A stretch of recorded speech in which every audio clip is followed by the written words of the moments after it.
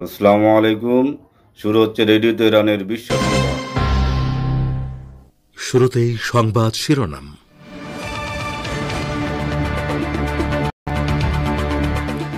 মুসলমানদের মধ্যে মতভেদের সুযোগ নিচ্ছে ইসরায়েল, তুর্কি বাণিজ্য মন্ত্রীকে বলেছেন ইরানি প্রেসিডেন্ট। সিরিয়ায় ইসরায়েলি আগ্রাসন ও ধ্বংসযজ্ঞ বন্ধে পদক্ষেপ নিন, আন্তর্জাতিক সম্প্রদায়ের প্রতি ইরানের আহ্বান।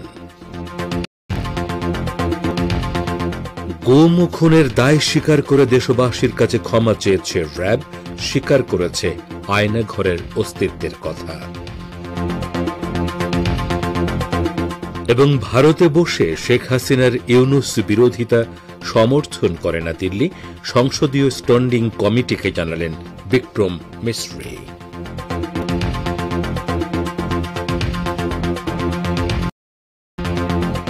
আসসালামু আলাইকুম। এতক্ষণ গুরুত্বপূর্ণ সংবাদ শিরোনাম শুনলেন। এবারে বিস্তারিত বিশ্ব সংবাদে আপনাদের স্বাগত জানাচ্ছি। আমি গাজী আব্দুর রশিদ।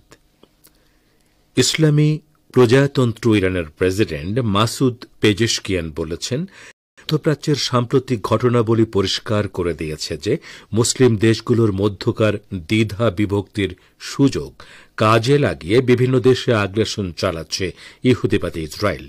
তেহরান সফররত তুরস্কের বাণিজ্যমন্ত্রী ওমর বোলাতের সাথে গতকাল এক বৈঠকে এসব কথা বলেছেন পেজেশকিয়ান। তুর্কি সমর্থিত হায়াতে তাহরির আশ-শাম বা এইচটিএস নাটকীয়ভাবে সিরিয়ার রাষ্ট্রীয় ক্ষমতা দখল করার পর এই বৈঠক হল। সরকার বিরোধী হায়াত তাহরির আশ-শাম গোষ্ঠীর উত্থানের মুখে প্রেসিডেন্ট বাশার আসাদ ৮ ডিসেম্বর দেশ ছেড়ে রাশিয়ায় চলে যান। মধ্যপ্রাচ্যের পরিস্থিতি উল্লেখ করে ইরানি প্রেসিডেন্ট বলেন, মুসলমানদের মধ্যকার মতভেদের সুযোগ নিয়ে ইহুদিবাদী ইসরায়েল ফিলিস্তিনের অবরুদ্ধ গাজা উপত্যকা, লেবানন এবং সিরিয়ায় আগ্রাসন চালাচ্ছে এবং মুসলমানদেরকে হত্যা করছে। তিনি বলেন, আমরা যদি আমাদের মত পার্থক্য বাদ দিতে পারি তাহলে আমরা অনেক বেশি শক্তিশালী হব এবং সারা বিশ্ব আমাদের সাথে পারস্পরিক শ্রদ্ধা ও সম্মানের ভিত্তিতে যোগাযোগ রাখবে। মুসলমানদের সমস্যাগুলোকে তিনি ভ্রাতৃপ্রতিম আচরণের মাধ্যমে সমাধান এবং শুধু কথায় নয়, প্রকৃতপক্ষেই মুসলিম বিশ্বকে শক্তিশালী করার আহ্বান জানান।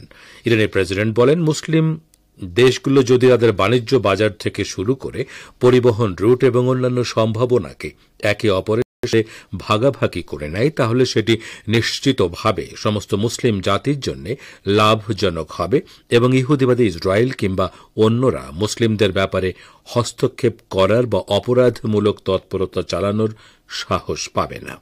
বৈঠকে ইরানের প্রেসিডেন্ট উল্লেখ করেন, তুর্কি প্রেসিডেন্ট রজব তাইয়েব এরদোগানের সাথে যতবারই তার বৈঠক হয়েছে ততবার তিনি মুসলিম দেশগুলোর মধ্যে সম্পর্ক বাড়ানোর উপর জোর দিয়েছেন। আমি বিশ্বাস করি মুসলিম দেশগুলোর সম্পর্ক ও যোগাযোগ আরও বাড়ানো উচিত।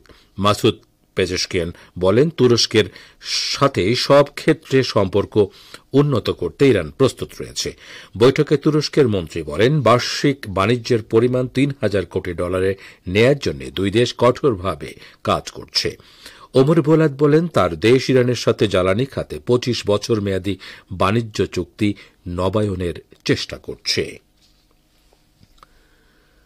ইসলামী প্রজাতন্ত্র ইরানের পররাষ্ট্রমন্ত্রী সাইদ আব্বাস আরাকচি ইহুদিবাদী ইসরায়েলের আগ্রাসন এবং সিরিয়ায় চলমান ধ্বংসযজ্ঞ বন্ধে আঞ্চলিক দেশগুলোকে ঐক্যবদ্ধ হওয়ার আহ্বান জানিয়েছেন। তিনি সামাজিক যোগাযোগ মাধ্যম এক্সে দেয়া এক পোস্টে এই আহ্বান জানিয়েছেন। তিনি লিখেছেন, ইহুদিবাদী ইসরায়েল সিরিয়ায় প্রায় সমস্ত প্রতিরক্ষা ও বেসামরিক অবকাঠামো ধ্বংস করে দিয়েছে।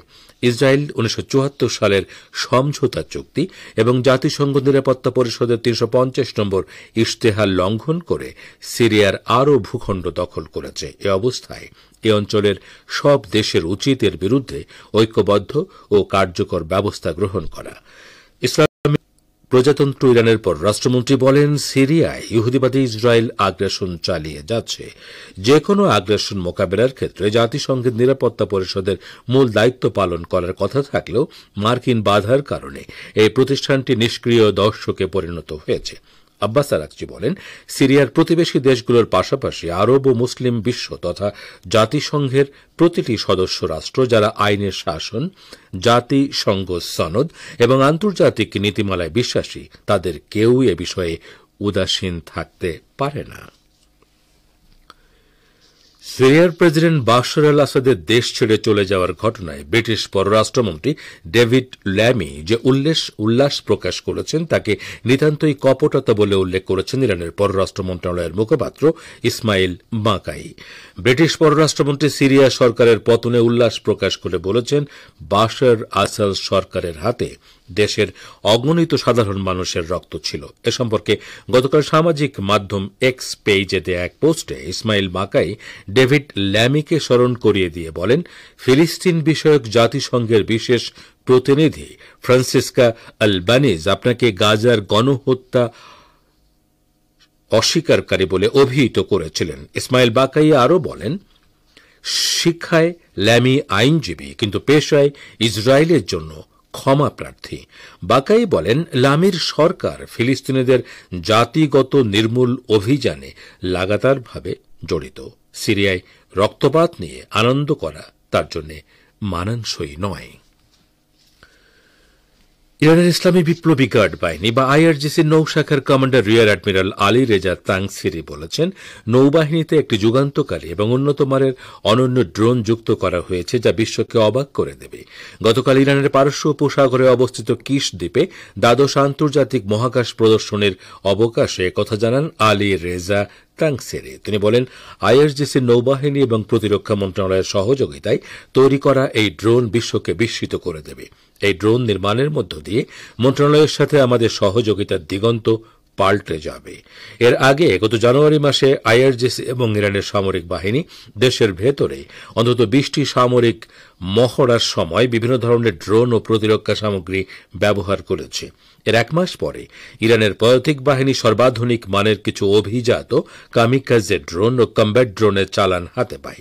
গত মার্চ মাসে ইরানের বিমান বাহিনীর প্রধান জানিয়েছিলেন, চলতি ফার্সি বছরের শেষ নাগাদ ইরানের সশস্ত্র বাহিনী নতুন প্রজন্মের কিছু ক্ষেপণাস্ত্র এবং ড্রোন ব্যবস্থা হাতে পাবে। গত সেপ্টেম্বরে অনুষ্ঠিত ইরানের সামরিক কুচকাওয়াজের সময় নজিরবিহীন সংখ্যায় ব্যালিস্টিক ক্ষেপণাস্ত্র এবং 4000 কিলোমিটারের বেশি পাল্লার কামিকাজে ড্রোন প্রদর্শন করা হয়। আপনারা বিশ্ব সংবাদ শুনছেন রেডিও তেহরান থেকে, আর প্রচারিত হচ্ছে বাংলাদেশ ও ভারতে শর্টওয়েভ 25 মিটার ব্যান্ডে, এছাড়া বিশ্বজুড়ে ইন্টারনেট ও স্যাটেলাইটে। বাংলাদেশের পতিত আওয়ামী লীগ সরকারের আমলে গোপন বন্দিশালা বা আয়নাঘর ছিল বলে স্বীকার করেছেন র্যাব মহাপরিচালক। তিনি গুম ও খুনের দায় স্বীকার করে দেশবাসীর কাছে ক্ষমা চেয়েছেন। ভবিষ্যতে এ ধরনের অপরাধে জড়াবে না বলেও প্রতিশ্রুতি দিয়েছেন।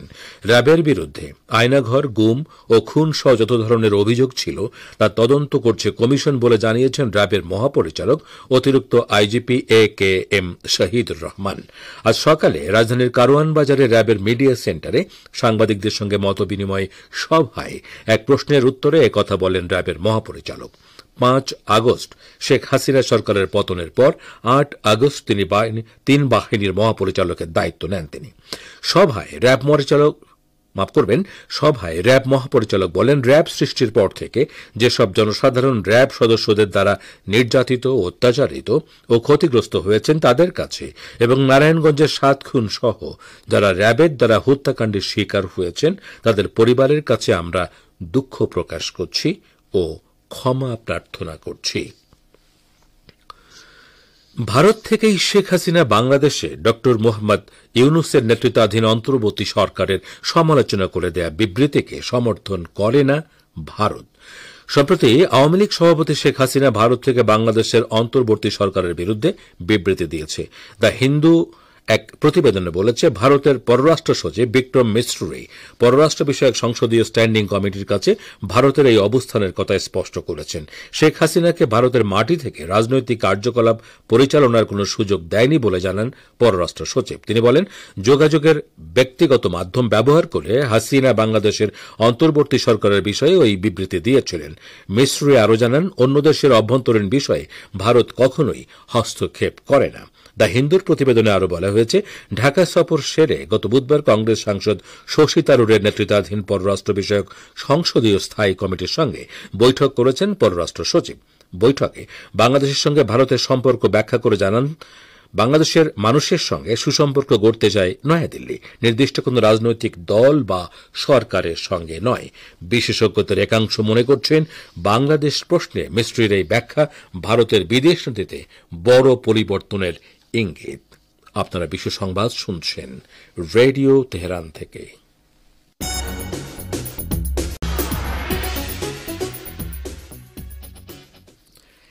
ইহুদিবাদী ইসরায়েলের সেনা প্রত্যাহারের পর লেবাননের সীমান্তবর্তী খিয়াম শহরে সেনা পাঠিয়েছে বৈরুত। সম্প্রতি আমেরিকা ও ফ্রান্সের মধ্যস্থতায় ইহুদিবাদী ইসরায়েল এবং লেবাননের মধ্যে যুদ্ধবিরতি চুক্তির পর ওই এলাকা থেকে দখলদার বাহিনীকে প্রত্যাহার করা হয়। বুধবার এক বিবৃতিতে লেবাননের সশস্ত্র বাহিনী ঘোষণা করেছে তারা খিয়াম শহরের আশপাশের 5টি অবস্থানে সেনা মোতায়েন করেছে। এ বিষয়ে লেবাননি বাহিনী জাতিসংঘের অন্তর্বর্তী বাহিনী বা ইউনিসেফের সাথে সমন্বয় করেছে। ইসরায়েলি শত্রুর সেনা প্রত্যাহারের পরপরই ওই এলাকা সেনা মোতায়েনের এটি প্রধান ধাপ। বিবৃতিতে আরও বলা হয়েছে, বিশেষায়িত ইউনিট মোতায়েনের মধ্য দিয়ে পরবর্তী পর্যায়ে সেনা মোতায়েনের প্রক্রিয়া সম্পন্ন করা হবে। বিশেষায়িত সেনা শহরে অবিস্ফোরিত অস্ত্র অপসারণ করার কাজ করবে। এদিকে লেবাননের প্রধানমন্ত্রী নাজিব মিকাতি বলেছেন, খিয়াম শহরে সেনা মোতায়েনের মধ্য দিয়ে দক্ষিণ এলাকায় লেবাননের সামরিক উপস্থিতি জোরদার করার বিষয়ে মৌলিক পদক্ষেপ নেওয়া হয়েছে। ইয়েমেনের হুথি আনসারুল্লাহ আন্দোলনের কাছে রাশিয়া অস্ত্র পাঠানোর চেষ্টা করছে বলে অভিযোগ তুলেছে আমেরিকা।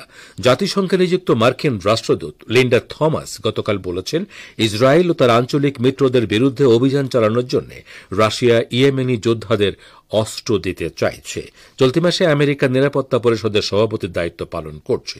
লিন্ডা থমাস বলেন, আমরা বিরক্তিকর প্রমাণ পেয়েছি যে মস্কো সক্রিয়ভাবে হুথিদের সাথে যোগাযোগ করছে এবং অস্ত্র পাঠানোর ব্যাপারে আলোচনা করছে।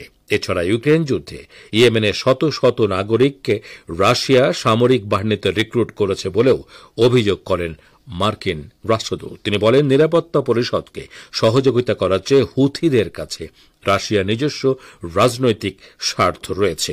ফিলিস্তিনের অবরুদ্ধ গাজা উপত্যকায় গণহত্যা চালানোর জন্য ইহুদিবাদী ইসরায়েলকে আমেরিকা বিপুল পরিমাণে অস্ত্র ও গোলাবারুদ দিচ্ছে সে কথা উল্লেখ না করে মার্কিন রাষ্ট্রদূত ইরানকেও ইয়েমেনি যোদ্ধাদের কাছে অস্ত্র পাঠানোর করার জন্য অভিযুক্ত করেন। তো শ্রোতা বন্ধুরা, আমাদের নিউজ ডেস্কে এখনকার মতো এই ছিল সর্বশেষ খবর। এতক্ষণ আমাদের সাথে থাকার জন্য অনেক অনেক ধন্যবাদ।